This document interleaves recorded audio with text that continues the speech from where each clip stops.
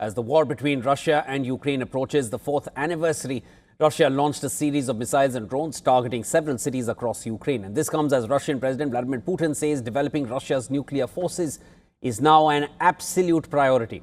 The barrage of missiles and drones from Russia struck Ukraine's energy and railway infrastructure and other residential buildings. Moscow launched a wave of overnight strikes on Kiev and in the surrounding regions, flattening several residential buildings. According to Ukraine's national police, one person has been killed while several others, including 4 children, have been injured. The Ukrainian Air Force said that Russia fired 50 missiles and 297 drones. Furthermore, Ukraine's energy ministry said that residents in 6 eastern and southeastern regions have been left without power after the strikes. Following the attacks, Ukrainian President Volodymyr Zelensky lambasted Russia, saying Moscow continues to invest in strikes more than in diplomacy. Earlier on Sunday, multiple explosions rocked the Ukrainian city of Lviv. As per the country's national police, 1 police officer was killed while 24 others were injured in the attacks. Following this, Ukrainian President Zelensky called the explosions an act of terrorism.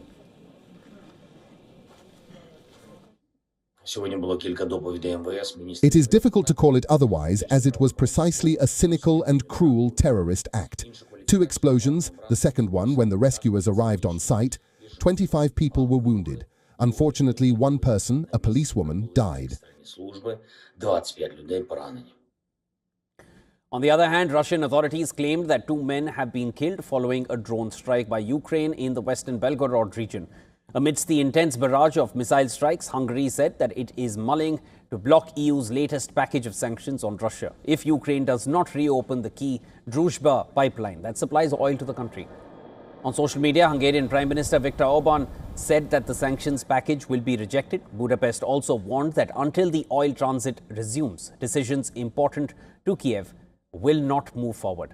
Following this, Slovakia also backed Hungary's threat to block the European Union sanctions package. Slovakian Prime Minister Robert Fico said that they are halting the emergency electricity supplies to Ukraine. What the Ukrainian president is doing will, of course, lead to reciprocal measures. Tomorrow, I will visit the state-owned company SEPS and ask it to stop emergency electricity supplies to Ukraine. Ahead of the 4th anniversary of the Russia-Ukraine war, thousands took part in rallies and anti-war marches in Budapest, Madrid and Barcelona as a show of support for Ukraine. Citizens and Ukrainian expats could be seen chanting and marching across the streets, holding placards and the Ukrainian flag.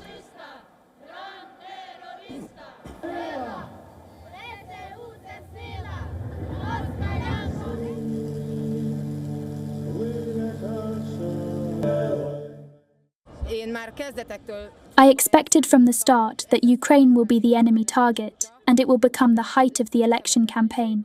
But I have not noticed in my surroundings that the view of the war would have changed significantly. We are not talking about the view of Ukraine, but it is about a war that Russia had started and refuses to stop.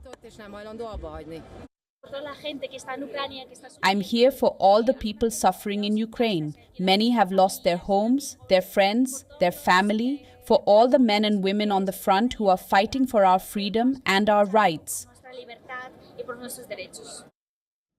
Meanwhile, Pope Leo has also called for peace in Ukraine in an address at the St. Peter's Square in Vatican City. The Pope said that peace in Ukraine is an urgent necessity and it cannot be postponed.